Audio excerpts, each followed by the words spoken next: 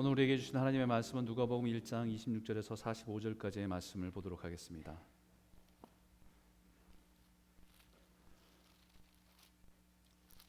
누가복음 1장 26절에서 45절까지의 말씀입니다. 제가 한 절, 여러분이 한 절 읽겠습니다. 여섯째 달에 천사 가브리엘이 하나님의 보내심을 받아 갈릴리 나사렛이란 동네에 가서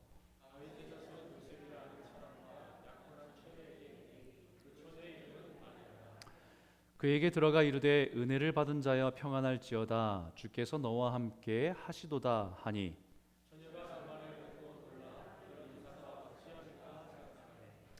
천사가 이르되 마리아여 무서워하지 말라 내가 하나님께 은혜를 입었느니라.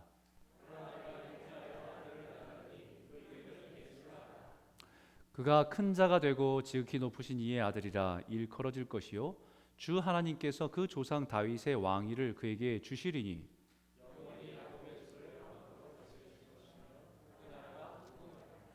마리아가 천사에게 말하되 나는 남자를 알지 못하니 어찌 이 일이 있으리이까.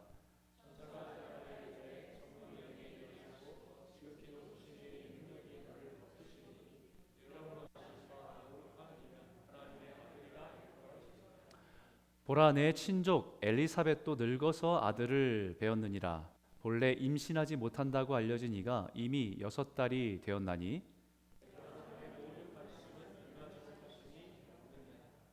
마리아가 이르되 주의 여종이오니 말씀대로 내게 이루어지이다 하매 천사가 떠나가니라.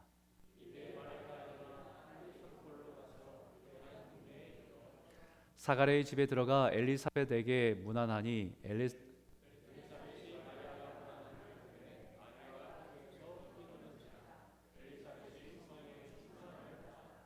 큰 소리로 불러 이르되 여자 중에 내가 복이 있으며 내 태중의 아이도 복이 있도다. 보라 내 문안한 소리가 내 귀에 들릴 때에 아이가 내 복중에서 기쁨으로 뛰어놀았도다.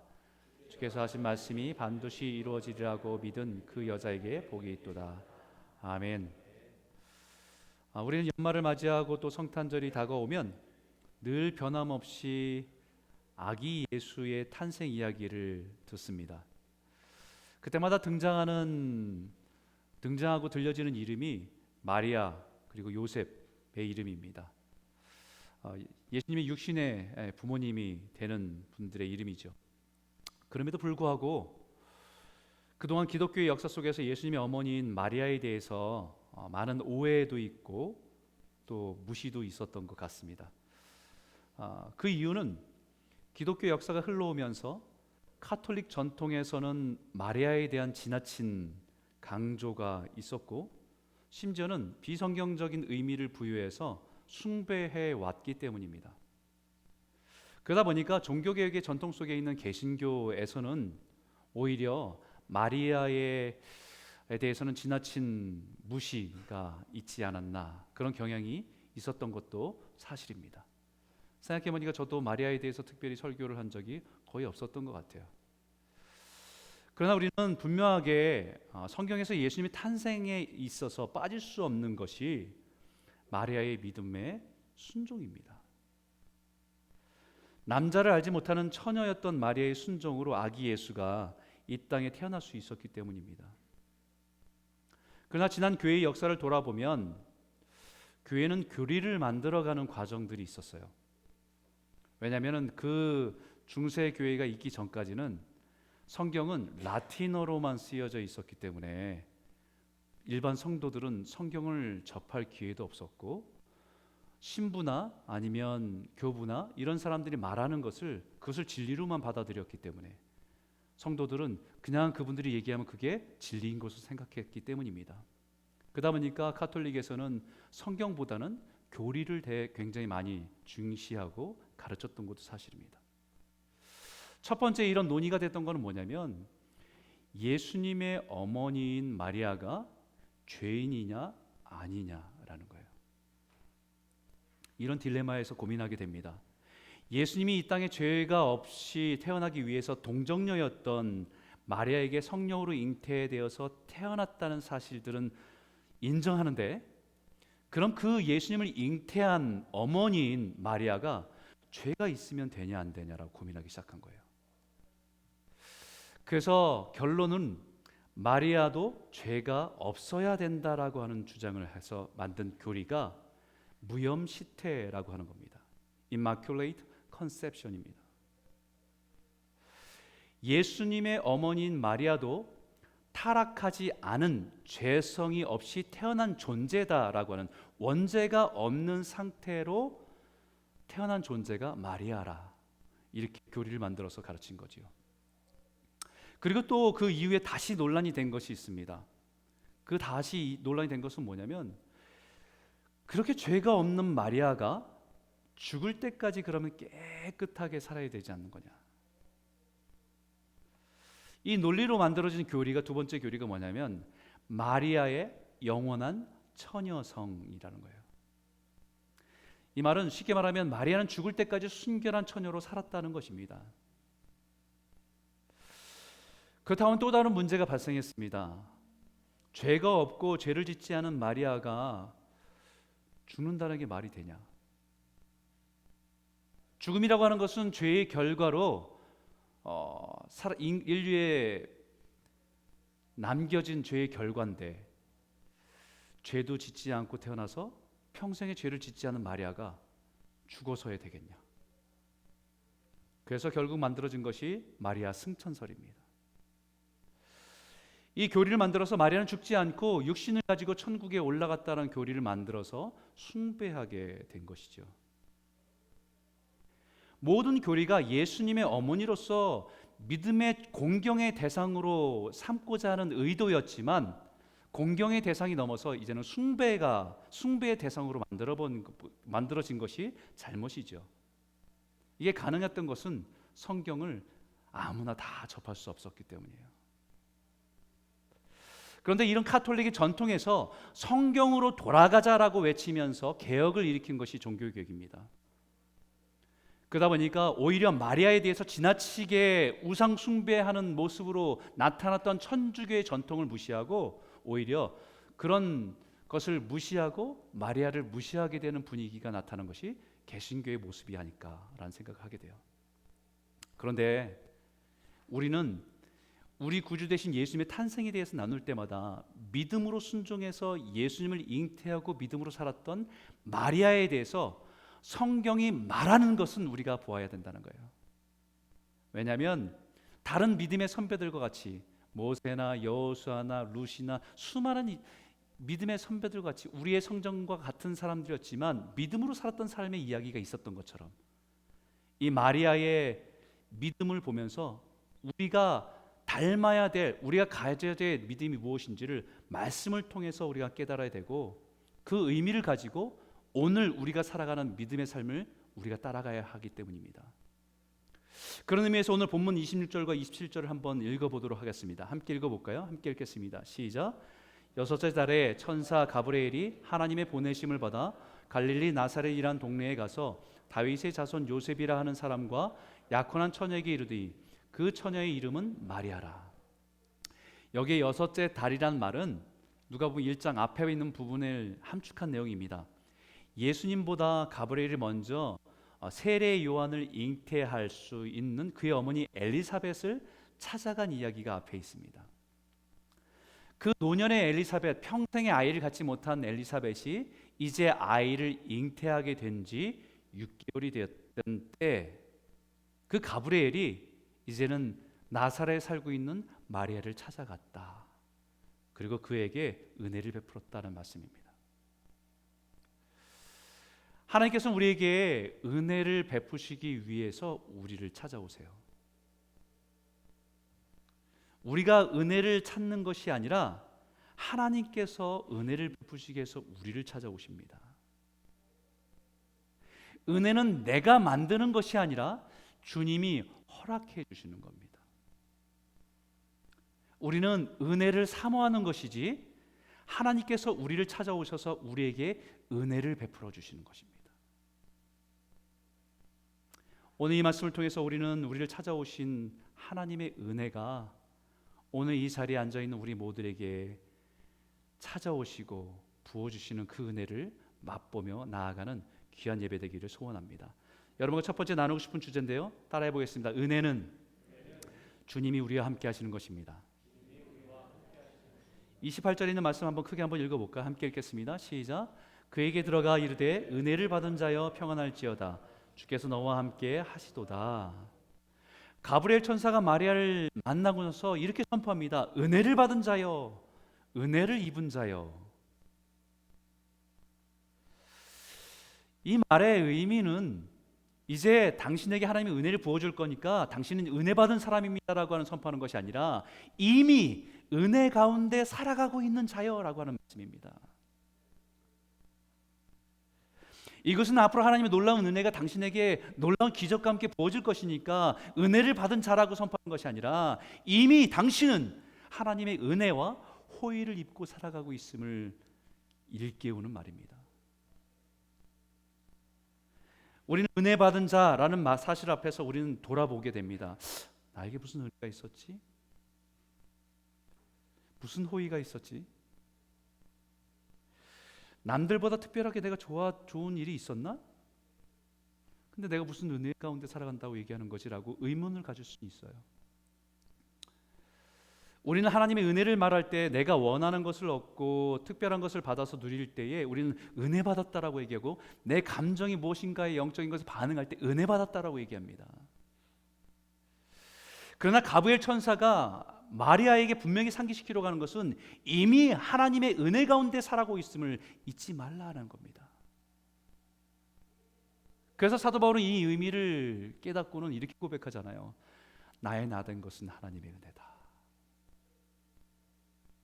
지난 살아왔던 모든 삶을 볼 때는 돌이켜 보니까 하나님의 은혜가 아니고 설명할 수 없는 거죠. 나의 나됨은 하나님의 은혜라. 하나님의 은혜를 받은 자라는 의미에서 가장 중요한 것은 하나님이 함께 하셨다는 것입니다. 내가 원하는 것, 바라는 것, 그것을 인생의 선물처럼 받았을 때 우리는 하나님의 은혜를 받았다라고, 은혜를 누린다고 생각하지만, 우리가 간절히 원하는 것이 이루어지거나 바라는 것을 얻었을 때 하나님의 은혜라고 말하지만, 정말 하나님의 은혜는 그 하나님이 우리와 함께 하셨다라는 것입니다. 우리의 삶에 기쁠 때뿐만 아니라 고난 속에서도 주님이 나와 함께 하셨다는 것을 깨닫는 것이 은혜예요. 그래서 우리는 인생의 고난과 외로움과 슬픔이란 시간을 다시 돌이켜보면 그때 주님이 함께 하셨음이 은혜라고 고백할 수밖에 없는 겁니다.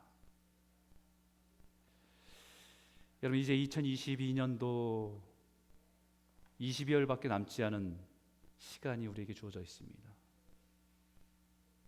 한 해를 한번 뒤돌아보시기 바라요. 여러 가지 일들이 아마 주마등처럼 스쳐 지나갈 겁니다.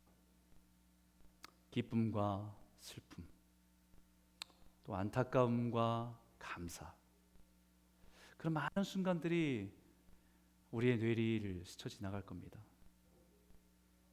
때로는 감사하고 기쁜 일도 많았지만 때로는 감당하기 어려웠던 고난과 고통, 그리고 슬픔을 통과해야 되는 시간을 지나신 분도 계실 겁니다. 그러나 분명한 것은 그 시간에도 주님이 함께 하셨다는 사실입니다. 그것이 은혜입니다. 그런 의미에서 저와 여러분의 모두가 은혜를 받은 자, 은혜를 입은 자예요. 이 사실을 다시 기억하고 우리의 삶의 감사와 기쁨을 회복하고 하나님이 주시는 평안을 누리며 살아가는 저와 여러분 모두가 되시기를 주의 이름으로 축원합니다. 두 번째 따라하겠습니다. 은혜는 두려움을 넘어 순종으로 열매 맺습니다. 30절 읽어볼까요? 같이 읽겠습니다. 시작. 천사가 이르되 마리아여 무서워하지 말라 내가 하나님께 은혜를 입었느니라. 가브리엘 천사의 말을 듣고 놀라서 어리둥절하고 있는 마리아에게 다시 선포합니다. 마리아여 무서워하지 말라. 왜 무서워하지 말라고 합니까? 천사가 왔는데, 천사가 하나님의 말씀을 전하는데 왜 무서워하지 말라고 합니까? 두려움은 죄로 타락한 죄인들의 본성과 같기 때문이에요.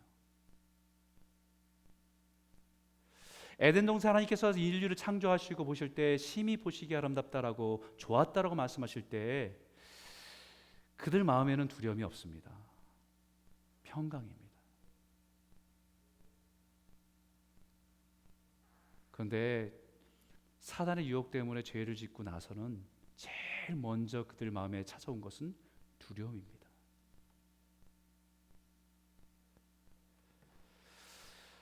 하나님께서 그의 이름을 부르며 아담아 아담아 부르실 때 자기를 창조하신 하나님이 나를 부르시는데 그 전까지는 두려움이 아니라 기쁨이었는데 그 이후서부터는 두려움입니다. 하나님이 부르시는데 두려워요. 죄인으로 그 앞에 나아가기가 두렵습니다.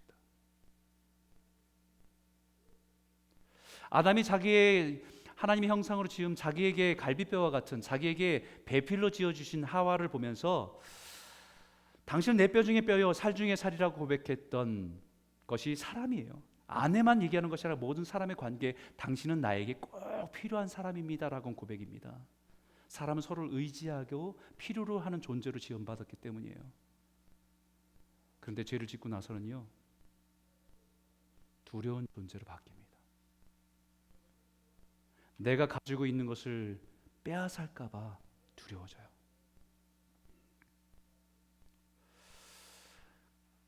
그 사람이 나를 해칠까 봐 두려워집니다.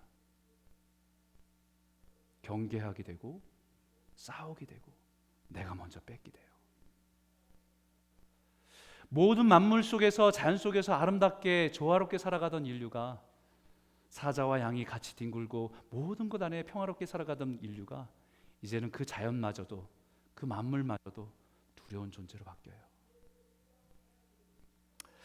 하나님의 천사가 다가와서 은혜를 받은 자여라고 말할 때 마리아에게 제일 먼저 찾아온 감정은 두려움이었어요. 우리가 하나님의 은혜 가운데 살아가지 못하도록 그 은혜를 누리고 살아가지 못하도록 막는 가장 큰 장애물이 두려움입니다. 그래서 하나님께서는 성경의 수많은 하나님의 백성들, 하나님의 사람들을 부르실 때마다 처음으로 얘기하는 메시지는 똑같아요. 두려워하지 말라, 겁내지 말라.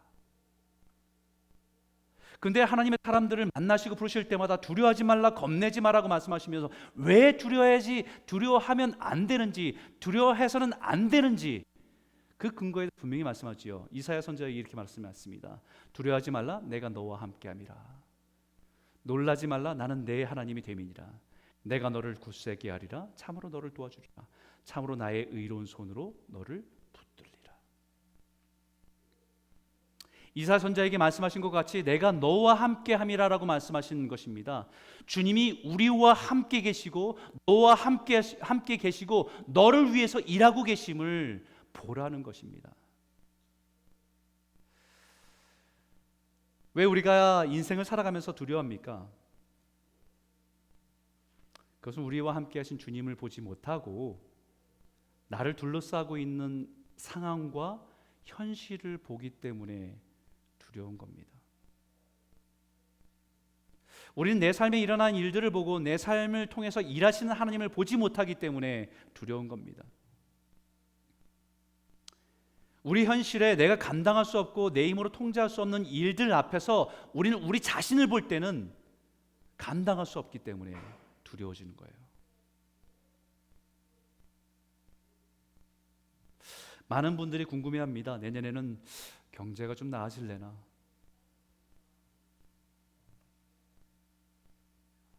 모든 막 혼돈 가운데 있는 세상이 좀 안정될래나? 우리는 그런 현실 앞에서도 제일 먼저 느끼는 것이 두려움입니다. 왜냐하면 그것은 우리가 통제할 수 있고 우리가 감당할 수 있는 상황이 아니기 때문이에요. 그 현실 앞에 자신의 무기력함을 보고 자신의 무능력함을 보기 때문에 우리는 두려워지는 거예요. 어느 날 불쑥 내 인생에 위험을 알 수 없기 때문에 찾아오는 위험을 알 수 없기 때문에 우리는 두려운 것입니다. 그렇기 때문에 믿음의 눈을 들어야 되는 거예요. 믿음으로 우리와 함께 하신 하나님을 향해서 눈을 떠야 하는 것입니다.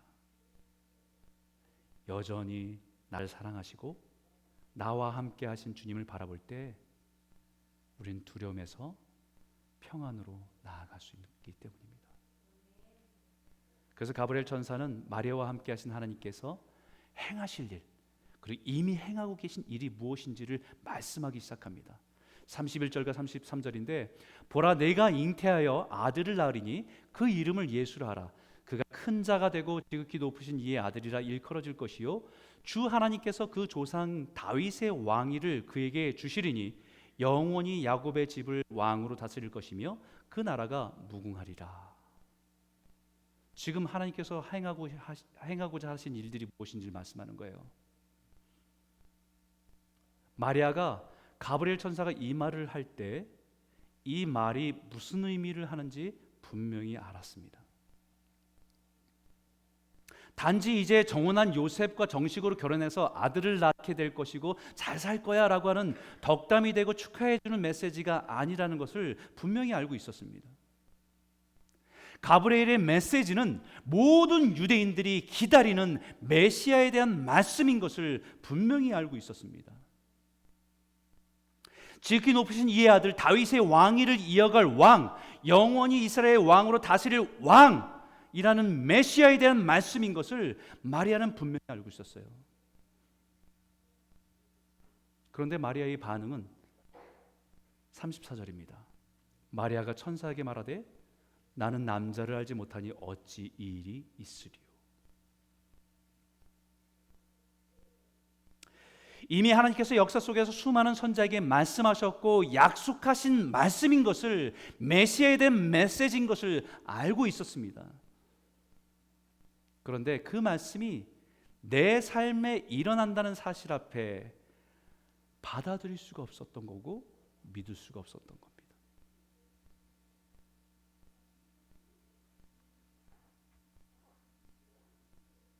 하나님의 분명한 메시지, 수많은 선자가 장차 오실 메시아에 대해서 말씀한 것을 알고 있었고 기다리고 있었고 소망하고 있었지만 그 메시지가 내 삶을 통해서 일어난다는 사실 앞에서는 거부하고 믿을 수가 없었던 거죠. 이것은 우리의 신앙에서 일어날 수 있는 일입니다. 하나님께 약속하신 것에 대해서 우리는 알고 있어요. 우리가 믿는 하나님이 어떤 분이시라는 것조차도 우리는 다 알고 있습니다. 믿고 있습니다. 무엇을 믿는지에 대한 믿음은 분명히 있습니다. 그러나 이것이 내 삶에 어떻게 일어나게 될지에 대한 믿음이 없는 겁니다. 믿음의 내용은 있습니다. 우리가 믿는 것이 무엇인지 우리의 믿음의 내용은 있습니다. What is faith? 우리가 믿는 바가 무엇인지 이것은 있어요. 근데 그 삶이 어떻게 내 삶에서 일어나게 되는지에 대한 믿음이 없는 거예요. 우리 믿음의 역사에 대해서 이미 잘 알고 있습니다. 들었기 때문에, 배웠기 때문에, 그리고 믿음으로 살아갈 때 하나님께서 우리를 도우신다는 사실 우리는 믿고 확신하고 살아갑니다. 그런데 늘 우리는 그 일이 내 삶에, 내 현실에 어떻게 일어나게 될지에 대해서는 모르기 때문에 두렵고 망설여지는 겁니다. 이것이 우리의 신앙의 현주소일 수 있어요. 이미 들었고 배웠고 알고 있었던 말씀입니다. 심지어는 그것을 천사가 와서 다시 말해주기까지 합니다. 그런데 어떻게 그 일이 나에게 일어날 수 있습니까? 라고 되물을 수 있습니다. 마리아의 믿음이 what과 how 사이에 어딘가에 멈춰 있는 거예요. 하나님의 말씀이 내 삶에 작동하지 않는 이유가 여기 있습니다. 머리에는 있는데 자신의 삶에는 내려가지 않는 거예요. 마리아는 가브리엘 천사의 말을 믿음으로 받아들이지 못하는 이유를 말합니다. 나는 남자를 알지 못하니 어떻게 이런 일이 일어나겠습니까? 남자를 알지 못한다는 게 이유입니다. 여러분 잘 생각해 보세요. 이게 이유가 되는지. 천사가 왔을 때 마리아는 이미 요셉과 정혼을 해서 신랑이 결정된 상황이고 결혼식을 지금 기다리고 있는 상황입니다. 이미 정혼을 해서 요셉이라는 신랑이 있습니다. 이제 몇 달 안에 결혼식을 올리고 그리고 언젠가는 자녀를 낳게 될 것입니다. 자연스럽게. 그런데 마리아에게 내가 잉태해서 아들 낳을 건데 그 아이 이름을 예수라고 이름을 지어라. 이 말 앞에 남자를 알지 못하는데 어떻게 그런 일이 일어나겠습니까?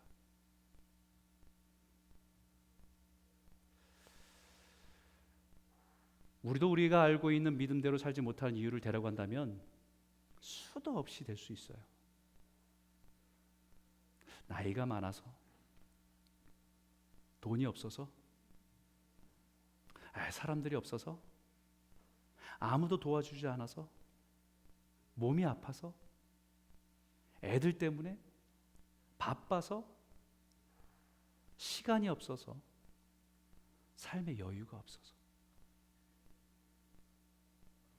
해야 될 일이 너무 많아서, 할 수 없는 이유를 대라고 한다면 아마 수도 없이 말할 수 있습니다. 하나님의 말씀에 대한 믿음이 없는 것이 아니라 그 말씀이 내 삶에 이루어진다는 믿음이 없는 거죠. 어떻게라고 하는 현실 앞에서 믿음이 힘을 잃고 있는 것입니다. 그런 마리아에게 가브리엘 천사가 분명하게 말합니다. 우리 한번 같이 한번 읽어볼까요? 함께 읽겠습니다. 시작.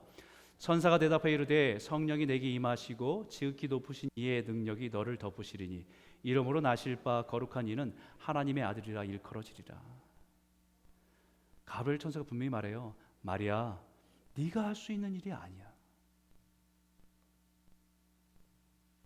성령의 능력이 그렇게 하실 거야. 하나님의 능력이 너를 통해서 그렇게 하실 거다. 네가 할 수 있고 없고에 따라 결정되는 일이 아니라 네가 능력이 있고 없고에 따라 결정되는 일이 아니라는 것입니다. 그것은 하나님의 능력이, 성령의 능력이 너를 통해서 행하실 거야. 하시는 분은 성령님이시야.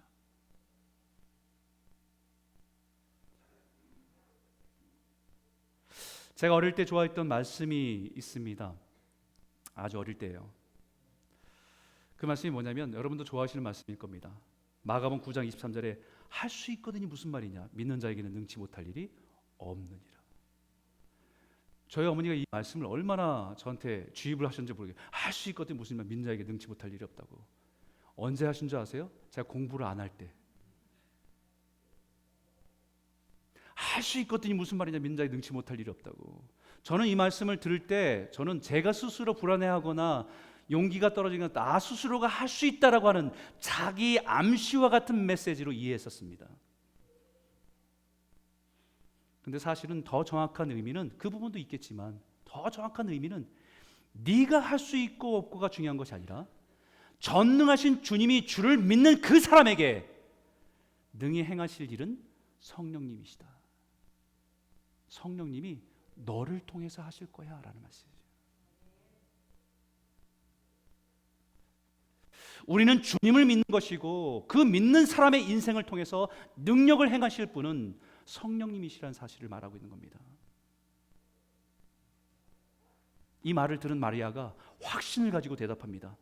대저 하나님의 말씀은 능하지 못하심이 없느니라. 마리아가 이르되 주의 여종이 오니 말씀대로 내게 이루어지이다 하매 천사가 떠나가니라. 자신의 능력, 자신의 상황과 한계를 바라볼 때는 두려움 가운데 사로잡혀 있었지만 그 마리아에게 하나님의 임재와 하나님의 능력을 보게 하실 때에 그가 고백할 수 있는 거죠. 그렇습니다, 주님. 하나님께는 불가능한 것이 없지요. 하나님의 말씀으로 모든 것을 이루었던 것처럼, 하나님의 말씀으로 모든 만물을 창조하셨던 것처럼 주님이 말씀하시면 그 일이 내 삶 가운데 이루어질 줄 믿습니다. 주님, 저는 주님의 여종입니다. 말씀하옵소서. 종이 듣겠나이다.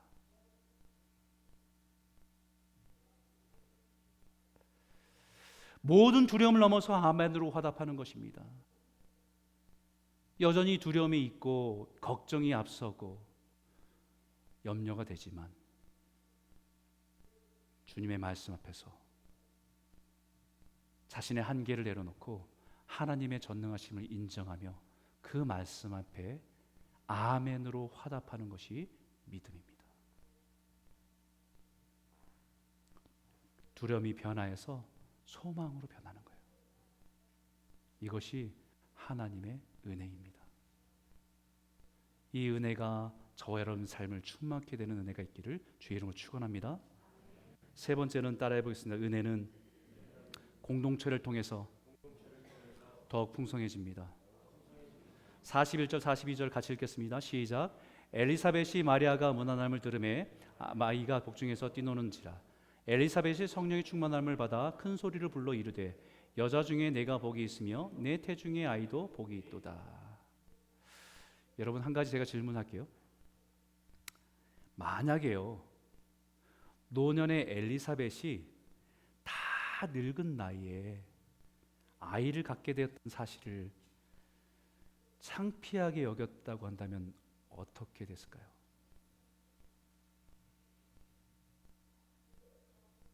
가끔 저희 집에 저희 부부를 보면서 어떤 농담으로 그럴 수 있잖아요. 뭐 넷째 뭐 이렇게 농담으로 이렇게 던지시는 분들이 있어요. 넷째도 아직 늦지 않은데 뭐 넷째 가져보시라고 막 이러면서. 여러분, 그 얘기를 들을 때 우리는 뭐 창피하게 여기잖아요. 지금 나이가 그럴 나이가 아니니까. 근데 지금 노년의 엘리사벳이 물론 아이를 정말 원했지만 그 노년의 아이를 가졌던 사실이 우리 일반적으로 생각하는 것처럼 부끄럽게 여겼다고 한다면, 창피하게 여겼다고 한다면 어떻게 됐을까요? 남들은 손주볼 나이에 이제 아이를 가졌다는 것이 기쁜 일이긴 하지만 그것이 부끄러워서 감추었다고 한다면 어떻게 됐겠습니까? 그리고 그 일이 하나님의 능력 안에서 은혜를 베푸신 가운데 일어난 것이라고 믿지 않고 주책맞게 노년에 그냥 우연히 얻은 일어난 일이라고 생각했다고 한다면 어떻게 됐겠습니까?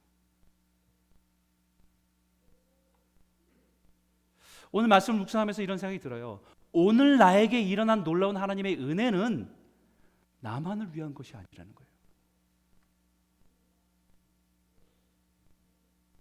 은혜는 함께 나눌 때 더 풍성해지는 것입니다. 여기 놀라운 기적 같은 일이 함께 일어났습니다. 처녀인 마리아가, 10대인 마리아가 아이를 임신한 것과 평생의 아이를 갖지 못했던 노년의 엘리사벳이 아이를 임신한 지 6개월이 됐다는 것입니다. 엘리사벳이 인생의 오랜 기간 동안에 간절히 원하고 기도하고 바라던 자녀가 없이 살아온 인생에, 그 인생을 생각해 보십시오. 엄청난 고난이었을 겁니다. 왜 모든 사람들이 일반적으로 다 갖는 그것을 나는 평생에 이렇게 원해도 하나님이 주시지 않을까라고 하는 그 질문 속에서 얼마나 많은 고민하고 마음 아파하고 힘들게 살아왔겠습니까?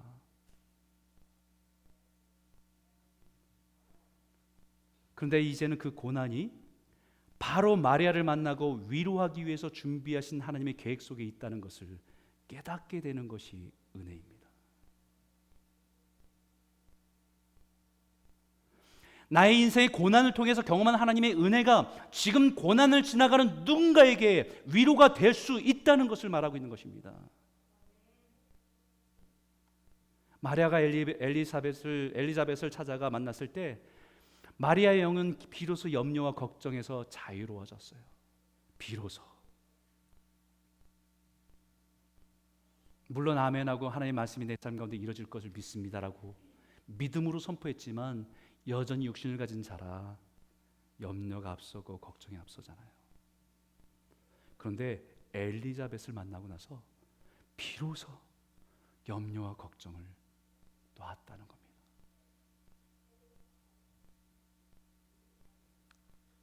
엘리자벳이 하나님의 은혜를 경험하지 못했다고 한다면 아직 결혼식을 올리지 않은 처녀 마리아의 임신을 이해할 수 있었겠습니까? 엘리자벳이 모든 사람, 평범한 모든 사람들처럼 그냥 결혼해서 아이를 가지고 그렇게 평범한 인생을 살았다고 한다면 지금 10대가 되어서 결혼식을 올리지 않은 그 아이가 성령으로 잉태됐다는 사실들을 믿을 수 있겠습니까? 또 한 명의 정죄하는 사람의 입술이 되지 않았을까요?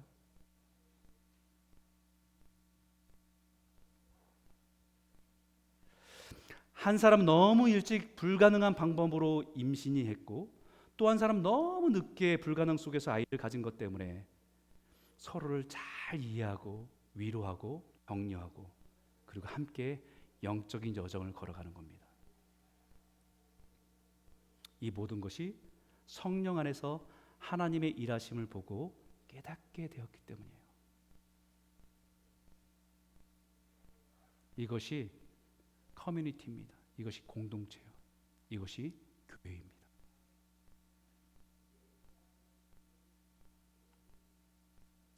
하나님께서 우리가 함께 하도록 부르셨습니다.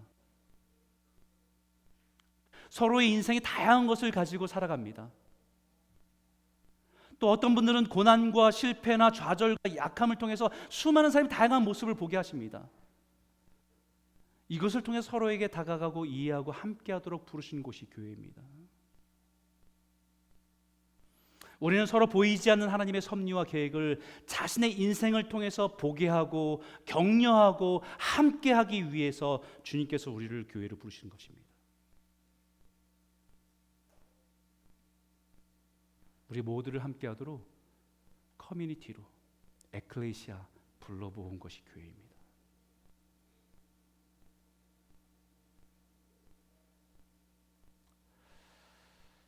우리 마지막 절인데 같이 한번 44절 45절 한번 읽어볼까요? 함께 읽겠습니다. 시작. 보라 내 문하는 소리가 내 귀에 들릴 때에 아이가 내 복중에서 기쁨으로 뛰놀았도다. 주께서 하신 말씀이 반드시 이루어지리라고 믿은 그 여자에게 복이 있도다. 믿음으로 살아가고 하나님의 은혜를 경험한 성도들의 만남에는요 기쁨이 있어요. 우리 내면 깊은 곳에 주님의 기쁨이 있습니다. 좋은 것을 나누고 좋은 것을 함께함을 누리게 되는 외적인 그런 삶 속에 누리는 기쁨이 아니라 우리가 은혜를 나눌 때에 내 삶 가운데 역사하셨던 하나님의 은혜를 나눌 때에 믿는 자들 안에는 우리 안에 주 안에서 누리는 기쁨이 있다는 것이에요. 우리 안에 계신 주님이 동일한 기쁨을 누리게 하시기 때문에 힘겨운 시간과 고난의 때를 지나도 우리의 영혼을 기쁨으로 깨어나게 합니다. 우리 믿음으로 살아가는 삶이 힘이 되고 용기를 내게 합니다. 하나님의 말씀이 자신의 삶에 반드시 이루어지라고 믿은 삶을 서로가 격려하고 축복하는 공동체가 교회입니다. 지금 우리가 인생에 짊어진 인생의 짐들이 무겁고 힘겹지만 하지만 하나님의 말씀대로 살아갈 때 그 말씀이 당신의 삶에서 이루어질 것을 믿고 살아간 당신의 복이 당신의 인생이 복되다라고 말할 수 있는 것이 성도들이기 때문입니다. 하나님의 은혜는 교회 공동체 안에서 믿음의 성도들 안에서 더 풍성해지는 거예요. 하나님 내 인생에 부어진 은혜는 나만 누리라고 주신 것이 아니라 함께 나눌 때에 더 풍성해지기 때문이에요. 고난을 다 통과하고 슬픔을 다 통과하면서 그 가운데 있었던 하나님의 은혜를 간직하고 그것을 누군가에게 나눌 때에 지금 이 순간 고난의 한복판에 있는 누군가에게는 위로가 되고 힘이 되기 때문이에요.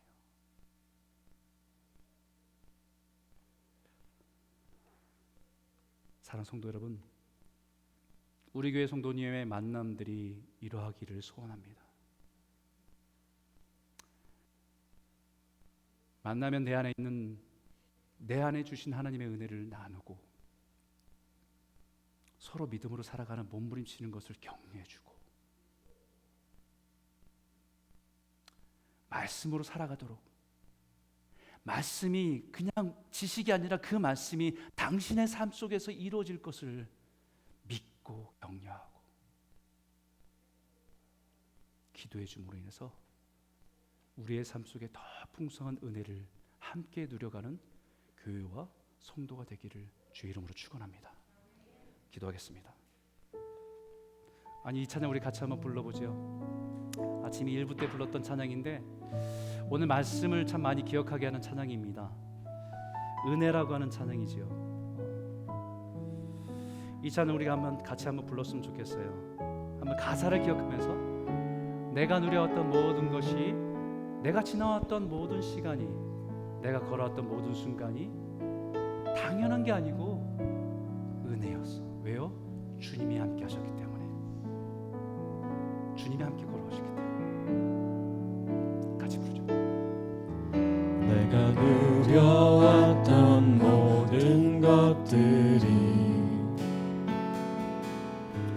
내가 지나왔던 모든 시간이, 내가 걸어왔던 모든 순간이 당연한 것 아니라 은혜였어. 다시 한번 부릅니다. 다시.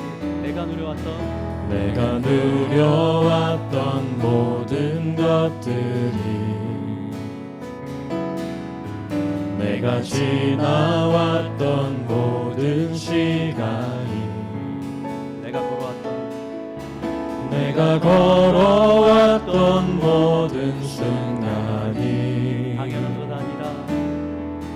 당연한 것 아니라 은혜였어. 아침 해가 뜨고 저녁에 노을, 봄의 꽃향기와 가을의 열매, 변하는 계절의 모든 순간이 당연한 것 아니라 은혜였어. 모든 것이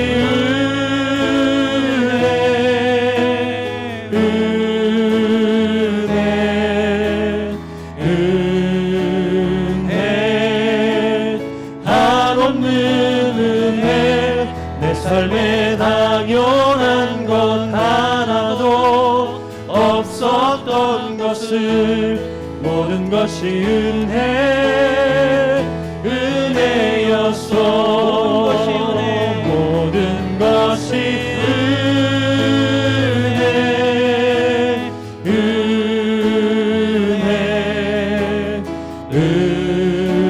은혜, 한없는 내 삶에 당연한 건 하나도 없었던 것을, 모든 것이 은혜였어.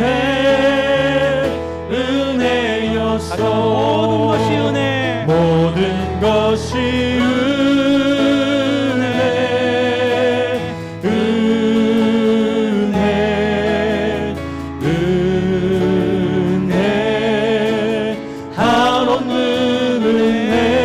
내 삶에 당연한 건 하나도 없었던 것을, 모든 것이 은혜였어. 이제 우리 같이 한번 기도하기 원합니다. 하나님, 성탄절을 맞이하면서 우리의 시선이 상황이 아니라 우리와 함께 하시는 주님을 바라볼 수 있도록 눈을 열어주십시오.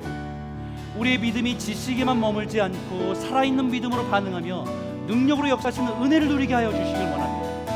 우리가 함께 신앙의 공동체를 이뤄가고 하나님의 은혜를 나누고 서로 격려하고 위로하는 믿음의 공동체로 세워갈 수 있도록 나를 사용하여 주시길 원합니다. 한 해를 돌아보면서 지나왔던 모든 시간 속에서 하나님의 은혜의 힘을 고백하며 그 은혜를 간직하고 선포하며 살아가는 성도와 교회가 될 수 있도록 우리를 붙잡아 주시옵소서, 인도하여 주시옵소서. 우리 같이 한번 기도하기 원합니다. 함께 기도하겠습니다. 하나님 아버지, 감사합니다. 하나님 아버지, 오늘 말씀을 통해서 우리가 살아온 모든 삶 가운데 하나님의 은혜의 힘을 고백하며 믿음으로 나아가는 이 시간 되게 인도하여 주시옵소서. 하나님 아버지, 하나님의 은혜가 아니고는 설명할 수 없는 우리 인생 속에서 많은 시간들이 하나님의 은혜의 힘을 고백하며 믿음으로 서게 인도하여 주시고, 두려움에 사로잡힌 자가 아니라 주의 약속하심 가운데 우리가 은혜 받은 자라는 것을 선포하고 믿음으로 살아가는 성도들이 될 수 있도록 인도하여 주시옵소서. 하나님 아버지, 우리가 우리에게 허락하신 은혜가 나만을 위한 것이 아니라 누군가에게 나눌 때에 그 고통 가운데 있는 자들에게 위로가 되게 하여 주시고 말씀으로 살아가는 은혜가 되게 하여 주시고 능력이 되게 하셔서 함께 세워자는 공동체가 될 수 있도록 인도하여 주시고 붙잡아 주시옵소서. 세상 아버지 성탄들을 통해서 선물을 주고받고 파티하는 모든 것을 즐거워하지만 우리는 우리를 향해서 주시는 하나님의 은혜 때문에 감사하고 기뻐하며 그 은혜를 전하는 자로 살아갈 수 있도록 하나님 우리를 사용하여 주시고 인도하여 주시옵소서. 하늘만을 바라보며 나아가고